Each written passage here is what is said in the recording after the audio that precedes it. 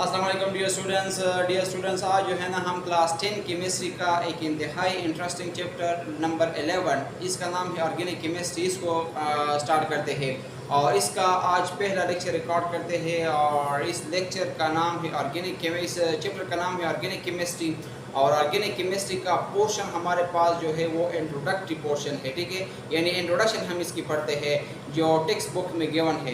देखिए यहाँ पे जो कुछ भी मैं आपको टीच करता हूँ ना तो मैं टेक्स्ट बुक से उठाता हूँ, पॉइंट्स की शक्ल में यहाँ पे लिखता हूँ और फिर आप लोगों की कॉन्सेप्ट क्लियर करने की कोशिश करता हूँ, ठीक है। तो चलिए यहाँ पे जो इंट्रोडक्शन गिवन है हमारे पास, इनको अंडरस्टैंड करते हैं कि इसमें हमारे पास कौन कौन से पॉइंट्स है और कौन कौन सा कॉन्सेप्ट यहाँ पे गिवन है जिसको अंडरस्टैंड करने की ज़रूरत है। तो सबसे पहले हमारे पास जो इंट्रोडक्टरी पोर्शन में जो फर्स्ट पॉइंट गिवन है वो हमारे पास ये है कि early scientists define organic compound as the compound that are derived from living things। यानी पुराने ज़माने के जो साइंटिस्ट थे हमारे पास, इन्होंने ऑर्गेनिक कंपाउंड्स को डिफाइन किया था और इस तरीके से किया था कि वो compounds as the compound that are derived, जो हासिल होते हैं लिविंग थिंग्स से, ठीक है। और लिविंग थिंग्स में तो दो ही चीज़ें हैं, एक प्लांट से और एक एनिमल से, ठीक है। तो पुराने ज़माने के जो साइंटिस्ट थे वो ये बिलीव करते थे कि हमारे पास जो जितने भी ऑर्गेनिक कंपाउंड्स है ये लिविंग ऑर्गेनिज्म से या लिविंग थिंग से जो है ना डिराइव होती है, हासिल हो सकती है। लेबॉर्ट्री में हम इनको सिंथेसाइज नहीं कर सकते, ये पुराने ज़माने के साइंटिस्ट की बिलीव थी, ठीक है। अब यहाँ पे देखें, एक बहुत ही मशहूर साइंटिस्ट था, बल्कि केमिस्ट था, और ये ज़माना था 1815 में एक साइंटिस्ट था जिसका नाम था जो सूडान से बिलोंग करता था, ठीक है। सूडान का एक साइंटिस्ट था 1815 में और केमिस्ट था और इसने जो है ना, इसका नाम था बर्जीलियस। 1815 में सूडान का एक साइंटिस्ट था जिसका नाम था बर्जीलियस और बर्जीलियस ने जो है ना एक थ्योरी पेश की अबाउट ऑर्गेनिक कंपाउंड्स।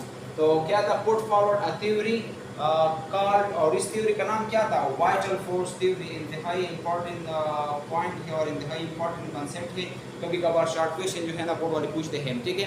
बर्जीलियस ने 1815 में एक थ्योरी पेश की अबाउट ऑर्गेनिक कंपाउंड्स और उस थ्योरी का नाम था वाइटल फोर्स थ्योरी, ठीक है। वाइटल फोर्स थ्योरी के मुताबिक अकॉर्डिंग टू दिस थ्योरी, इस थ्योरी के मुताबिक, वाइटल फोर्स थ्योरी के मुताबिक, according to this theory, sorry यहाँ पर थोड़ी सी डम्बलिंग हुई है, वर्डिंग हुई है। अच्छा, ये हमारे पास वाइटल फोर्स थ्योरी है। According to this theory vital forces, यहाँ पे वाइटल फोर्सेस का लफ्ज़ इंपॉर्टेंट है। According to this theory vital forces are necessary for the synthesis of organic compound. यानी जब आप ऑर्गेनिक कंपाउंड की सिंथेसिस करते हैं तो आपके लिए चाहे तो आपके पास वाइटल फोर्सेस का होना ज़रूरी है। और वाइटल फोर्सेस जो है ना वो तो नेचुरली ऑकरिंग करते हैं, ये तो हम लेबॉर्ट्री में जो है ना इसको वो नहीं कर सकते, पर कार नहीं ला सकते, ये कुदरती जो है ना लिविंग थिंग में मौजूद होते हैं और जो हेल्प करते हैं कि वो ऑर्गेनिक कंपाउंड्स बनाए। ये हमारे पास बर्जीलियस का कहना था। बर्जीलियस ने जो वाइटल फोर्स थ्योरी दी थी उसके मुताबिक ऑर्गेनिक कंपाउंड सिर्फ लिविंग थिंग्स यानी प्लांट्स और एनिमल्स बॉडीज़ के अंदर बन सकते हैं, क्योंकि लिविंग थिंग्स यानी प्लांट और एनिमल्स के बॉडीज़ के अंदर वाइटल फोर्सेस पाए जाते हैं और ये वाइटल फोर्सेस जो है ना ऑर्गेनिक कंपाउंड के सिंथेसिस में हेल्प करते हैं, ठीक है। विदाउट वाइटल फोर्स जो है ना आप ऑर्गेनिक कंपाउंड नहीं बना सकते, ये कहना था बर्जीलियस का 1815 में according to vital force theory. अच्छा, और यहाँ पे एक पॉइंट और भी है कि it was impossible to synthesize organic compound in laboratory.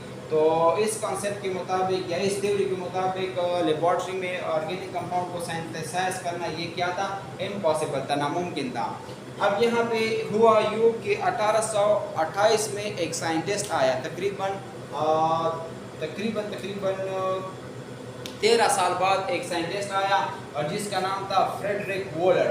1828 में फ्रेडरिक वोलर आया और इसने जो है ना एक इनऑर्गेनिक कंपाउंड को उठाया लेबॉर्ट्री में और इसको हीट किया और इसके नतीजे में जो है ना जो बना कंपाउंड, जो नया कंपाउंड बना वो हमारे पास यूरिया था और यूरिया जो है ना ऑर्गेनिक कंपाउंड था। और प्रीवियसली पहले जो है ना यूरिया को ऑर्गेनिक सोर्स से ऑब्टेन किया गया था, तो इसी वजह से जो है ना फिर ये वाइटल फोर्स थ्योरी डिस्कार्डेड हो गई या फेल हो गई, ठीक है। यहाँ पे देखें कि लेटर इन 1828 Federal Water prepare urea क्या बनाया था फ्रेडरिक वोलर ने? यूरिया बनाया था। किस चीज़ से बनाया था? By heating ammonium cyanide. Ammonium cyanide जो है ना एक कंपाउंड है, केमिकल है, और ये इसका फार्मूला है NH4CnO। ठीक है, ये हमारे पास इसका फार्मूला है। और इससे जो है ना क्या बनाया था इसने? यूरिया बनाया था। कैसे बनाया था? इन लेबॉर्ट्री में बनाया था। लेबॉर्ट्री में जो है ना अमोनियम साइनाइड को हीट किया था, which was previously obtained from the living organism। और यही यूरिया जो है ना पहले जो है ना लिविंग ऑर्गेनिज्म के सोर्स से जो है ना वो ऑब्टेन किया गया था। मतलब ये है कि उस ज़माने में यूरिया कंफर्म थी कि ये ऑर्गेनिक कंपाउंड है और इसको जो है ना लिविंग ऑर्गेनिज्म से ऑब्टेन किया गया था। लेकिन ये जो फ्रेडरिक वोलर था इसने अमोनियम साइनाइड को हीट करके यूरिया बनाया। तो इसका मतलब ये हुआ कि हम लेबॉर्ट्री में और इनऑर्गेनिक कंपाउंड से भी ऑर्गेनिक कंपाउंड बना सकते हैं, या सिंपल ये कह सकते हैं कि हम लेबॉर्ट्री में भी ऑर्गेनिक कंपाउंड सिंथेसाइज कर सकते हैं। ठीक है, ये फ्रेडरिक वोलर का कहना था और ये जो है ना इसने ये एक्सपेरिमेंट करके वाइटल फोर्स थ्योरी को डिस्कार्ड कर दिया। ठीक है, यानी ख़त्म कर दिया, फेल कर दिया और गलत करार दिया। अब यहाँ पे देखिए ये हमारे पास जो रिएक्शन था अमोनियम साइनाइड, ये अमोनियम साइनाइड का फार्मूला है NH4CnO। ठीक है, इसको जब हीट किया, ये सिंबल जो है ना वो हीट के लिए यूज़ होता है। ठीक है, इसको जब हीट किया लेबॉर्ट्री में तो इससे जो है ना यूरिया बन गया और यूरिया का फार्मूला ये है। ठीक है, अब नेक्स्ट जो हमारे पास था 10 vital force theory was failed. Vital force theory क्या हुई? फेल हुई। And method of new compounds, और नए कंपाउंड बनाने के तरीक़ाकार वर ओपन, वो खोल गए। ठीक है, and now many synthetic organic compound of prime importance are synthesized in laboratories। ऐसे बहुत सारे कंपाउंड जो इंतहाई ज़रूरी होते हैं, प्राइम इम्पोर्टेंस मतलब ये है जिसकी ज़रूरियात से, जिसकी अहमियत से जो है ना हम वो नहीं कर सकते, हम जो है ना जिसको इग्नोर नहीं कर सकते, ये हमारे लिए प्राइम इम्पोर्टेंस रखते हैं। बुनियादी या इब्तिदाई अहमियत के हामिल जो कंपाउंड्स है ऑर्गेनिक, वो आजकल हम लेबॉर्ट्रीज़ में सिंथेसाइज करते हैं। ठीक है, तो ऑर्गेनिक कंपाउंड्स को लेबॉर्ट्री में सिंथेसाइज करना भी जो है ना वो पॉसिबल है, और ये हमें जो है ना फ्रेडरिक वोलर ने अपने एक एक्सपेरिमेंट के ज़रिए से बताया। इसमें जो है ना कुछ और पॉइंट्स भी बाकी है, इनको अंडरस्टैंड करते हैं। आप लोग इसको नोट कर ले, हम वो दूसरे पॉइंट्स को भी यहाँ पे मेंशन करते हैं और फिर डिस्कस करते हैं। अच्छा, तो डियर स्टूडेंट्स कुछ पॉइंट्स हमारे पास रिमेनिंग थे इंट्रोडक्शन ऑफ ऑर्गेनिक केमिस्ट्री में। वो हमारे पास नेक्स्ट पॉइंट है कि organic compound exist in large number and they are studied in separate branch of chemistry called organic chemistry. देखिए ये कहता है ना कि ऑर्गेनिक कंपाउंड्स हमारे पास बहुत ज़्यादा है, और इनको जो है ना इसी वजह से इनकी तादाद बहुत ज़्यादा है और इनकी अहमियत भी बहुत ज़्यादा है, और इसी वजह से जो है ना हम इसको अलग ब्रांच में स्टडी करते हैं और उस ब्रांच का नाम है ऑर्गेनिक केमिस्ट्री। ऑर्गेनिक केमिस्ट्री जो है ना वो basically the study of organic compound is called organic chemistry. ये केमिस्ट्री का एक ब्रांच है जिसमें हम ऑर्गेनिक कंपाउंड स्टडी करते हैं। और ऑर्गेनिक कंपाउंड्स क्या है? ऑर्गेनिक कंपाउंड्स हमारे पास हाइड्रोकार्बन्स और हाइड्रोकार्बन्स के जो डिराइवेटिव्स हैं इनको हम ऑर्गेनिक कंपाउंड बोलते हैं। यहाँ पे डिफिनेशन आएगा, देखते हैं। ठीक है, अब यहाँ पे बोलते हैं कि organic compound is the study of carbon containing compounds, यानी organic compound organic chemistry as the study of organic. Organic chemistry किसे बोलते हैं? Organic chemistry is the study of carbon containing compound, यानी कार्बन कंटेनिंग कंपाउंड, जितने भी compounds हैं इनमें carbon मौजूद हो उनको हम स्टडी करते हैं ऑर्गेनिक केमिस्ट्री में। और लेकिन कुछ एक्सेप्शनल केसेस है, एक्सेप्ट यहाँ पे एक्सेप्ट, इसके अलावा ऑक्साइड ऑफ कार्बन, यानी कार्बन के जो ऑक्साइड है इनको हम ऑर्गेनिक केमिस्ट्री में स्टडी नहीं करते। इसके अलावा जिस तरीके से हमारे पास कार्बन मोनोऑक्साइड है इसको हम ऑर्गेनिक केमिस्ट्री में स्टडी नहीं करते, और कार्बन डाइऑक्साइड को भी हम ऑर्गेनिक केमिस्ट्री में स्टडी नहीं करते। तो कि इसमें कार्बन मौजूद है, हमने यहाँ पे कहा है कि ऑर्गेनिक कंटेनिंग कंपाउंड्स को हम ऑर्गेनिक केमिस्ट्री में स्टडी करते हैं, ये बात ठीक है। लेकिन कुछ ऐसे कार्बन कंटेनिंग कंपाउंड्स हैं जिनको हम ऑर्गेनिक केमिस्ट्री में स्टडी नहीं करते। उनमें से हमारे पास कार्बन ऑक्साइड ऑफ कार्बन है, तो ऑक्साइड्स ऑफ कार्बन में कार्बन मोनोऑक्साइड आता है और कार्बन डाइऑक्साइड आता है, ठीक है। इसके अलावा हमारे पास कार्बोनेट्स भी आता है, कार्बोनेट्स को भी नहीं स्टडी करते, बायोकार्बोनेट्स इसको भी नहीं स्टडी करते, बायोकार्बोनेट्स को भी स्टडी नहीं करते, एंड सम मेटल कार्बाइड्स, और जो मेटल कार्बाइड्स है इनको भी हम ऑर्गेनिक केमिस्ट्री में स्टडी नहीं करते। तो फिर ऑर्गेनिक केमिस्ट्री में हम और क्या स्टडी करते हैं, देखिए यहाँ पे इसका प्रॉपर डेफिनेशन आएगा। अच्छा, इन अदर वर्ड्स, दूसरे अल्फाजों में वी कैन से हम कह सकते हैं, डेफिनेशन की बात हो रही है, it is the study of hydrocarbon. Organic chemistry क्या है, स्टडी है हाइड्रोकार्बन की एंड देयर डेरिवेटिव्स, और इनकी जो डेरिवेटिव्स है इनकी, यानी हाइड्रोकार्बन और हाइड्रोकार्बन की डेरिवेटिव्स की स्टडी को, मुताले को हम बोलते हैं ऑर्गेनिक केमिस्ट्री, ठीक है। अब यहाँ पे पॉइंट्स है कि there are several million organic compounds known today, तक बहुत ज़्यादा मिलियंस की तादाद पे जो है ना हमारे पास ऑर्गेनिक कंपाउंड्स वो नोन है, मतलब हम जानते हैं इनको, and thousands of organic compounds are synthesized every year, और हर साल तकरीबन हज़ारों के हिसाब से ऑर्गेनिक कंपाउंड सिंथेसाइज होते हैं, यानी बनते हैं, नए नए कंपाउंड बनते हैं, ठीक है। And organic compound containing hydrogen and carbon और कार हाइड्रोकार्बन, और हाइड्रोकार्बन किसे बोलते हैं, हाइड्रोकार्बन वो ऑर्गेनिक कंपाउंड होते हैं जिनमें हमारे पास हाइड्रोजन और कार्बन होता है, जिसको हम बोलते हैं हाइड्रोकार्बन। फॉर एग्जांपल मीथेन, आप लोगों ने मीथेन का नाम सुना होगा, CH4, ठीक है। आप लोगों ने जो है ना CH2 का नाम सुना होगा, CH8 का नाम सुना होगा, C2H8, ठीक है।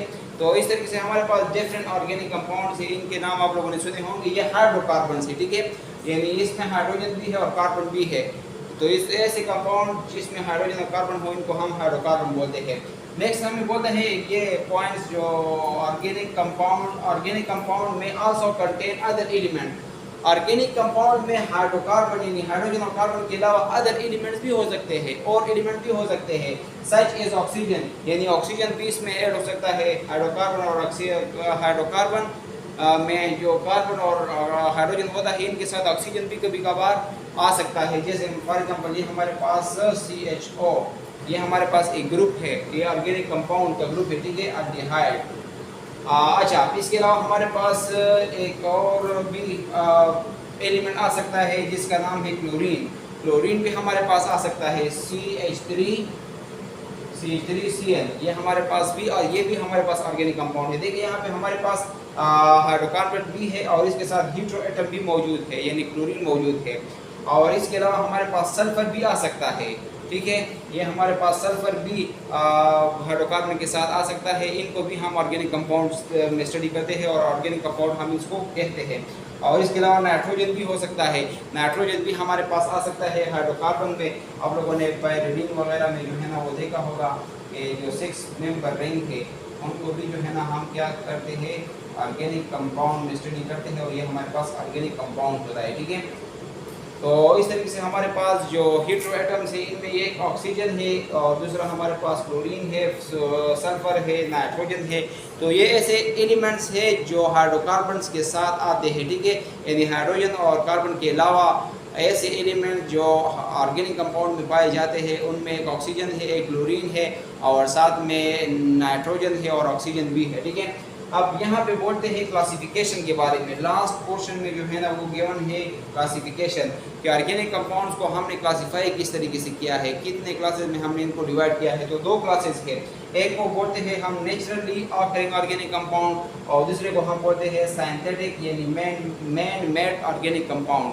नेचुरली ऑकरिंग ऑर्गेनिक कंपाउंड्स में हमारे पास कॉयल, जिसको हम कोयला बोलते हैं, ठीक है, वो आता है, फूड आते हैं जिसमें, ठीक है, और पेट्रोल, गैस इंजन वगैरह ये सारी चीज़ें जो है ना वो कॉयल का हिस्सा है।